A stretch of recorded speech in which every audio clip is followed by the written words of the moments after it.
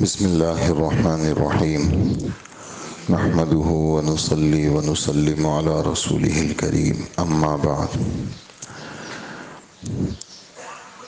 اسلامی عقائد میں ایمان کا بیان ہمارا فجر کا بیان ہوتا ہے۔ ایمان کہتے ہیں کسی کی بات کو کسی کے اعتماد پر یقینی طور سے مان لینا، اور شریعت اسلامی میں ایمان کہتے ہیں اللہ کے رسول کی خبر کو صرف اللہ کے رسول کے اعتماد پر مشاہدہ کیے بغیر یقینی طور سے مان لینے کو کہا جاتا ہے۔ ایمان کی تفصیلات یہ ہے کہ اللہ کی ذات و صفات پر ایمان لانا، اللہ کے فرشتوں پر ایمان لانا، اللہ کی کتابوں پر ایمان لانا، اللہ کے رسولوں پر ایمان لانا، آخرت کے دن پر ایمان لانا، اور اس بات پر ایمان لانا کہ اچھی بری تقدیر اللہ کی طرف سے ہے، اور موت کے بعد دوبارہ زندہ کر کے اٹھائے جانے پر ایمان لانا۔ گزشتہ کل ہم نے یہ بات سنی کہ ہم اللہ کی ذات و صفات پر کیسے ایمان لائیں گے۔ اس میں ایک بات یہ سامنے آئی کہ اللہ جل جلالہ ایک ہیں، اللہ جل جلالہ اپنی ذات اور صفات میں ایک ہیں۔ دوسرا، اللہ جل جلالہ میں تمام اچھی صفات کامل طور پر موجود ہیں جو کبھی بھی نہیں بدلیں گی اور کبھی بھی ختم نہیں ہوں گی۔ تیسرا، کوئی چیز اللہ کی طرح نہیں ہے، وہ مخلوق جیسے ہاتھ پاؤں ناک کان شکل و صورت سے پاک ہے۔ اللہ کی ذات کی باریکی کو کوئی نہیں جان سکتا۔ ہم اللہ کو اس کی صفات کمالیہ سے پہچانتے ہیں، مثلا اللہ خالق ہے، اللہ رازق ہے، اللہ مالک ہے، اللہ رحمان ہے، وغیرہ وغیرہ۔ چوتھا یہ کہ وہ اللہ خود بخود ہمیشہ سے ہے اور ہمیشہ رہے گا، یعنی ازل سے ہے اور ابد تک رہے گا۔ ازل کہتے ہیں جس کی ابتدا نہ ہو، اور ابد کہتے ہیں جس کی انتہا نہ ہو۔ اللہ ہمیشہ سے ہے اور خود بخود ہے، اللہ کو کسی نے پیدا نہیں کیا، اور اللہ ہمیشہ رہیں گے۔ اللہ کا وجود کبھی ختم نہیں ہوگا۔ ہم آپ جتنے ہیں ہم ازل سے نہیں ہیں، ہم بعد میں پیدا ہوئے ہیں، اور ہم آپ کو پیدا کرنے والا اللہ ہے، تو ہم مخلوق ہیں۔ ہاں، اللہ نے یہ فیصلہ کیا ہے کہ انسان ہمیشہ رہے گا۔ ایمان والا ہمیشہ جنت میں رہے گا، کبھی بھی ختم نہیں ہوگا، اور کافر ہمیشہ دوزخ میں رہے گا، کبھی بھی ختم نہیں ہوگا۔ اور اللہ جل جلالہ خود بخود ہمیشہ سے ہے، یعنی اللہ جل جلالہ کو کسی نے پیدا نہیں کیا، ہم آپ کو اللہ نے پیدا کیا ہے۔ اسی طرح پانچواں عقیدہ ہمارا اس میں یہ ہوگا کہ اللہ جل جلالہ کسی کے محتاج نہیں ہے۔ اللہ الصمد، گزشتہ کل میں نے عرض کیا تھا، صمد کہتے ہیں وہ ذات جو اپنی کسی ضرورت میں کسی کی محتاج نہ ہو، اور باقی سارے اپنی تمام ضرورتوں میں اس کے محتاج ہوں۔ ہم آپ جتنے بھی ہیں ہم محتاج ہیں، ہر چیز، ہم بیٹھنے میں محتاج، اٹھنے میں محتاج، چلنے میں محتاج، سونے میں محتاج، ہمارے اندر صفت احتیاج ہے، اور اللہ ہر قسم کی محتاجی سے پاک ہے۔ اسی طرح اللہ جل جلالہ ہم آپ جتنے بھی ہیں، جتنی مخلوقات ہیں، وہ سب اپنے آرام کی ان کو ضرورت ہے، وہ آرام چاہتے ہیں، ہاں وہ سو جاتے ہیں۔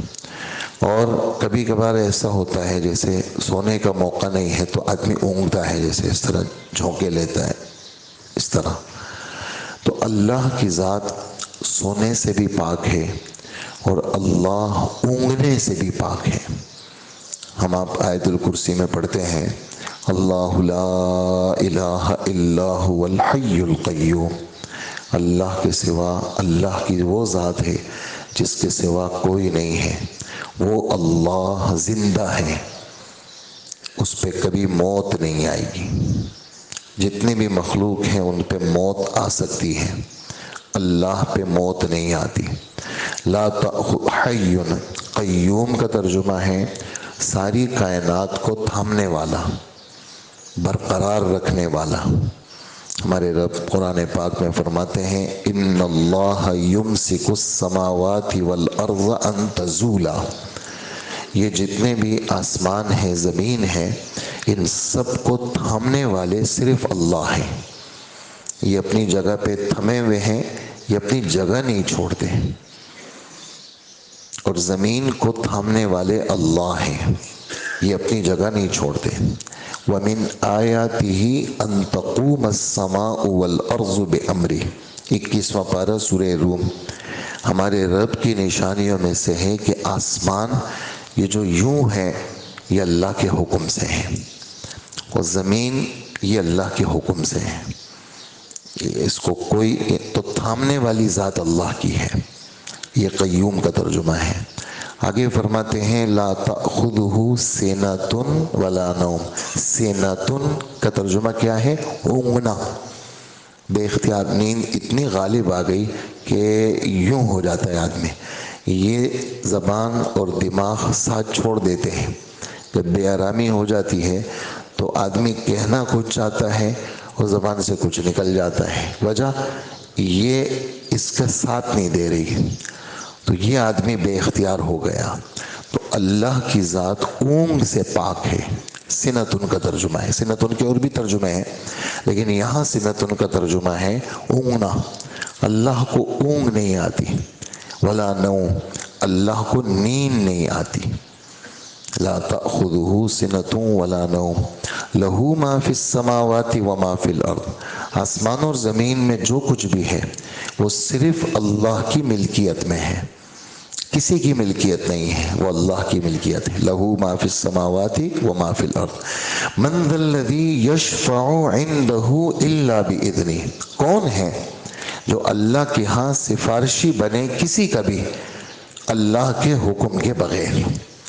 تو اللہ کے حکم کے بغیر کوئی سفارش بھی نہیں کر سکتا۔ اور کیسے ہیں اللہ؟ یعلم ما بین ایدیہم وما خلفہم، ایدیہم یعنی انسان کے مستقبل کے حالات کیا ہوگا، آج کا دن کیا ہوگا یہ اللہ کو پتہ ہے۔ انسان کے ماضی کے حالات کیا ہوئے، بہت ساری چیزیں آدمی بھول جاتا ہے، تو آگے اور پیچھے کے سارے حالات وہ اللہ کے علم میں ہیں۔ یعلم ما بین ایدیہم وما خلفہم ولا یحیطون بشیء من علمہ، جتنی مخلوقات ہے وہ اللہ کے علم کو گھیرے میں نہیں لے سکتی کہ یہ اللہ کو پتہ ہے، ہاں بھائی مجھے بھی پتہ ہے، نہیں، جتنی مخلوقات ہے وہ اللہ کے علم کو گھیرے میں نہیں لے سکتی۔ اللہ کا علم بڑا وسیع ہے۔ ولا یحیطون بشیء من علمہ الا بما شاء، ہاں اللہ جس کو جتنا علم دینا چاہے وہ اللہ کی مرضی ہے، نبی کو جتنا دینا چاہے نبی کو دے دیتے ہیں، ہم آپ کو جتنا دینا چاہے ہمیں مل جاتا ہے، لیکن اللہ کے پورے علم کو کوئی گھیر لے ایسا نہیں ہو سکتا۔ ولا یحیطون بشیء من علمہ الا بما شاء وسع کرسیہ السماوات والارض، ہمارے رب کی جو کرسی ہے وہ آسمان اور زمین کو گھیری ہوئی ہے۔ ہمارے نبی صلی اللہ علیہ وسلم نے اس کو مثال سے سمجھایا ہے۔ اللہ کے رسول فرماتے ہیں کہ اللہ کے عرش کی مثال، اللہ کی کرسی کی مثال یہ بہت بڑا میدان ہے اور ایک چھوٹی سی انگوٹھی میدان کے بیچ میں ہے۔ فرمایا کہ یہ بہت بڑا میدان سمجھو اللہ کا عرش ہے، اللہ کی کرسی ہے، اور یہ جو چھوٹی سی انگوٹھی تمہیں نظر آ رہی ہے یہ اس کے مقابلے میں کیا ہے؟ آسمان اور زمین ہے۔ بس تمہارے سمجھانے کے لیے یہی بات کافی ہے کہ اللہ کی کرسی، اللہ کا عرش بہت بڑا ہے۔ اللہ کی عرش کرسی، اللہ کا عرش بہت بڑا ہے. اور آگے فرمایا وَلَا يَؤُودُهُ حِفْظُهُمَا، آسمانوں اور زمین کی حفاظت اللہ کے لیے بوجھ نہیں ہے. آد یعود، کسی چیز کا بوجھل ہو جانا. یار یہ تو میں نے 10 کلو رکھ لیا کندھے پہ، میرا تو کندھا بیٹھ رہا ہے بھائی، یہ تو بوجھ بن گیا مجھ پہ. یہ سر پہ تم نے اتنا بڑا پتھر میرے رکھ دیا، میرا تو سر دکھ رہا ہے، بوجھ بن رہا ہے مجھ پہ. یہ بچہ تم نے مجھے پکڑا دیا، یہ بچہ جو ہے وہ تو مجھ پہ بوجھ بن گیا. ہمارے رب فرماتے ہیں وَلَا يَؤُودُهُ حِفْظُهُمَا، آسمان اور زمین کا پورا کنٹرول سنبھالنا یہ اللہ کے لیے بوجھ نہیں ہے. وَهُوَ الْعَلِيُّ الْعَظِيمُ، اور وہ اللہ بلند و بالا ہے، علی ہے، بلند و بالا ہے، اور بڑھیا ذات ہے اللہ کی. تو یہ آیت الکرسی ہے جو ابھی آپ نے اس کا ترجمہ تھوڑا سا سن لیا. 18 جگہ اس میں اللہ کا نام ہے. صراحت کے ساتھ اللہ بھی ہے، ضمیر کے ساتھ ہوا بھی ہے، صفات کے ساتھ الحی بھی ہے، القیوم بھی ہے، العلی بھی ہے، العظیم بھی ہے، صفات بھی ہے، ضمائر بھی ہے. 18 جگہ اللہ کا نام ہے. اسی وجہ سے جناب رسول اللہ صلی اللہ علیہ وسلم فرماتے ہیں آیت الکرسی ہر مسلمان کے دل میں ہونی چاہیے، یاد ہونی چاہیے. جس نے فرض نماز کے بعد آیت الکرسی ایک دفعہ پڑھ لی، اگر موت مقدر میں ہے تو مر جائے گا، لیکن موت کے علاوہ کوئی بھی آفت اس کو نہیں آ سکتی آیت الکرسی کی برکت سے. جو رات سوتے وقت میں آیت الکرسی پڑھے گا، شیطان اس کے پاس نہیں آئے گا. شیطان اس کی بھی حفاظت ہوگی اور اس کے دائیں بائیں پڑوسیوں کی سب کی آیت الکرسی کی برکت سے حفاظت ہوگی. اور آیت الکرسی میں جادو کا، نظر کا، حسد کا، ہر چیز کا علاج ہے. اس لیے آیت الکرسی ہماری حرز جان ہونی چاہیے، یعنی جان کی حفاظت. اور آیت الکرسی کو کسی صورت میں کوئی بھی مسلمان فراموش نہ کرے. اور آدمی، اور وجہ اس کی یہی ہے، سیدھی آپ نے سن لی کہ اس میں سب اللہ کا ذکر ہے، اور شیطان اللہ کے ذکر سے دور بھاگتا ہے، اور اس کو اللہ کے ذکر سے کیا ہے؟ نفرت ہے. تو یہ ہمارا عقیدہ ہے. اللہ کی ذات سوتی نہیں ہے، نہ اونگتی ہے، اللہ نہ کھاتے ہیں اور اللہ نہ پیتے ہیں. وَهُوَ يُطْعِمُ وَلَا يُطْعَمُ، 7واں پارہ. اللہ کھلاتے تو ہیں لیکن اللہ خود نہیں کھاتے. اللہ پلاتے تو ہیں لیکن اللہ پیتے نہیں ہیں. اللہ کھانے پینے سے، ہم آپ کھانے پینے کے محتاج، ہم آپ کھاتے ہیں پیتے ہیں تو ہم جیتے ہیں. اور اگر ہم کھائیں پیئیں نہیں تو ہم ختم ہو جائیں گے. ہمارے بدن کی نشو و نما کھانا پینا سونا اس کے ساتھ ہے. اگر کھانا پینا سونا ہٹا دو تو ہم ختم ہو جائیں گے.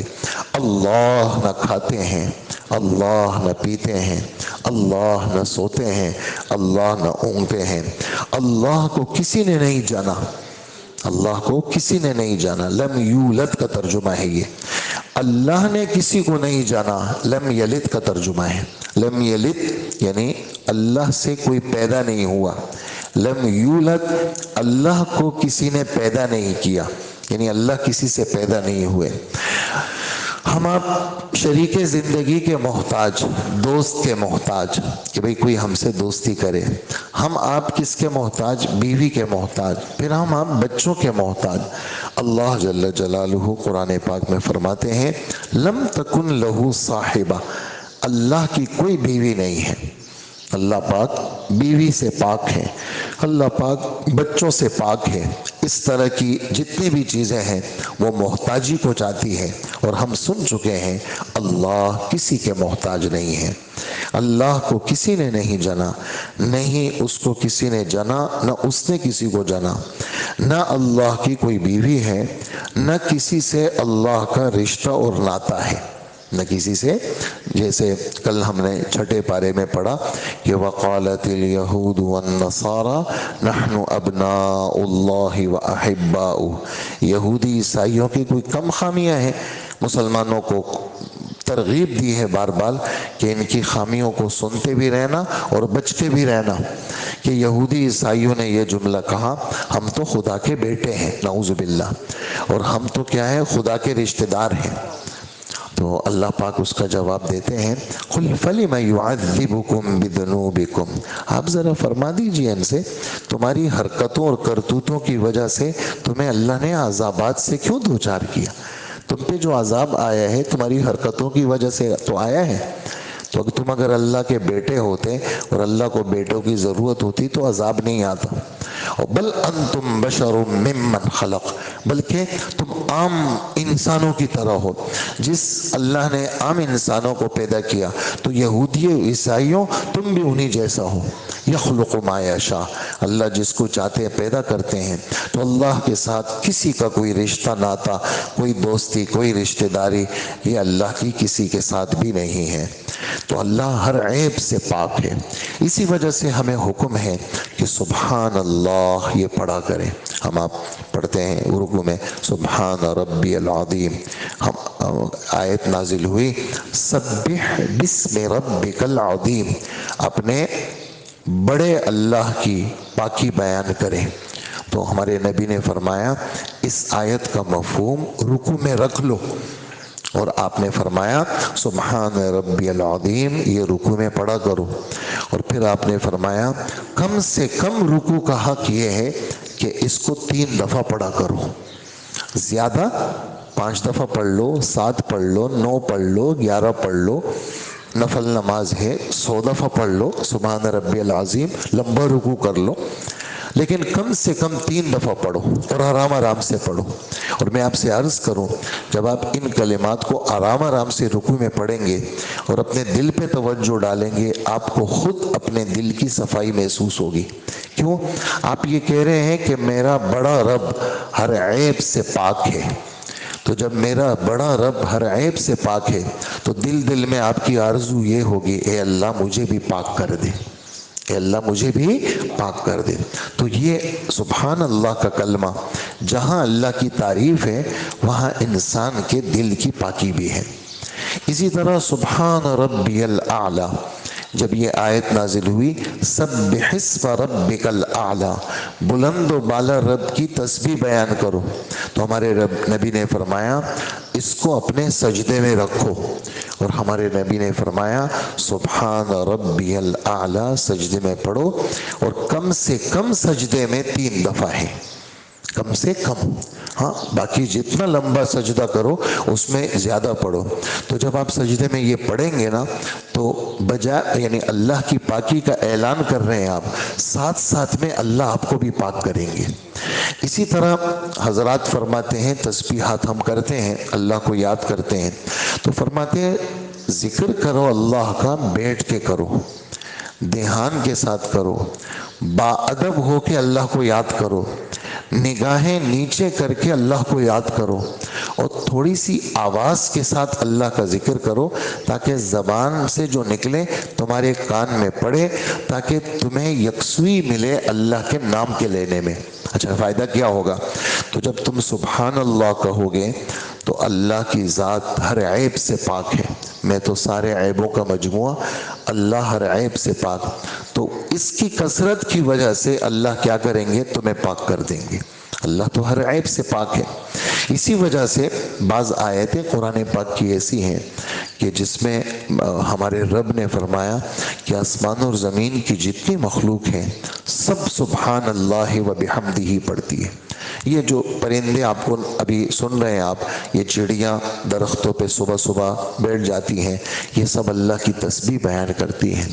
ہمارے نبی فرماتے ہیں یہ مچھلیاں جتنی تمہیں نظر آتی ہیں سب اللہ کی تسبیح بیان کرتی ہیں۔ جتنی دنیا کی مخلوق ہے، جنگل کی کہیں کی بھی، اور بلوں کے اندر چونٹیاں ہیں، ان سب کا وظیفہ ہے سبحان اللہ و بحمدہ۔ حضرت نوح علیہ السلام اپنے بیٹوں کو نصیحت کر رہے ہیں، بچوں سبحان اللہ و بحمدہ کا وظیفہ نہیں چھوڑنا۔ جتنی مخلوقات کو اللہ رزق دے رہے ہیں ساری مخلوقات یہ وظیفہ کرتی ہے، تو اس لیے اللہ کا یعنی تسبیح بیان کرنا سبحان اللہ و بحمدہ، اور جس نے 100 دفعہ پڑھا صبح کے وقت میں 1,24,000 نیکیاں ملتی ہیں اس کو، نیکیاں اپنی جگہ پہ، اور فرمائیں جتنے فرشتے ہیں ان سب کا وظیفہ کیا ہے کہ جی ان کا یہ وظیفہ ہے سبحان اللہ و بحمدہ، اللہ ہر عیب سے پاک ہے، ساری تعریفیں صرف کس کے لیے ہیں؟ اللہ کے لیے ہیں۔ تو ہم بھی اپنے رب کی یہ ذکر بیان کریں تاکہ اللہ ہمارے عیبوں کو بھی کیا کر دے؟ صاف کر دے۔ صفائی ستھرائی اللہ کے نام کی برکت سے بندہ صاف بھی ہوتا ہے، اور اللہ کے نام کی برکت سے بندہ صفات والا بھی بنتا ہے، اور اللہ کے نام کی برکت سے غفلت بھی ختم ہوتی ہے۔ یعنی اس وقت دنیا کی ہر چیز میں غفلت ہے، لیکن اس وجہ سے یہ جو مسجد کا ماحول ہے اس میں یہ چیزیں ہمیں ملتی ہیں۔ اللہ ہر عیب سے پاک ہے، یہ تو ہمارا عقیدہ ہوا۔ میں اس عقیدے کے ساتھ ساتھ اللہ کا نام بھی لوں گا تاکہ مجھے اللہ پاک دل کا سکون بھی دے، اور میرے دل کو، اور پھر آپ حیران ہوں گے ہر چیز کی صفائی کی اپنی اپنی وہ ہے۔ جیسے اگر آپ کہیں کہ صابن سے کوئی لوہا صاف ہو جائے تو لوہے کی صفائی کی الگ چیز ہے، لکڑی صاف ہو جائے تو اس کی صفائی کی الگ چیز ہے۔ تو جیسے کپڑا اور دیگر چیزیں وہ ان چیزوں سے صاف ہوتی ہیں، دل کس سے صاف ہوتا ہے کہ جی دل تو اللہ کے کلام سے اور اللہ کے نام سے صاف ہوتا ہے۔ جتنا آپ اللہ کا نام لیں گے اتنا دل کی صفائی اللہ پاک نصیب فرمائیں گے۔ اسی پر ہم بات ختم کرتے ہیں۔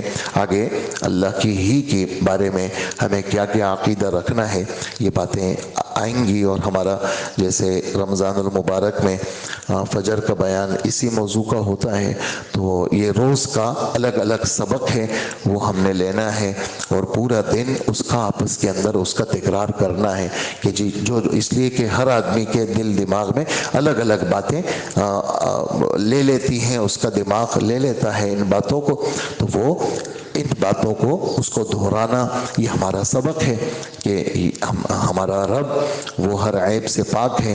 آیت الکرسی آپ کے سامنے آ گئی، آیت الکرسی کا ترجمہ آ گیا آپ کے سامنے، تو یہ چیزیں ہم سب کے لیے روحانی خوراک ہے۔ اللہ مجھے بھی نصیب فرمائے، آپ کو بھی نصیب فرمائے۔ وصلی اللہ وسلم علی نبینا محمد وآلہ واصحابہ اجمعین۔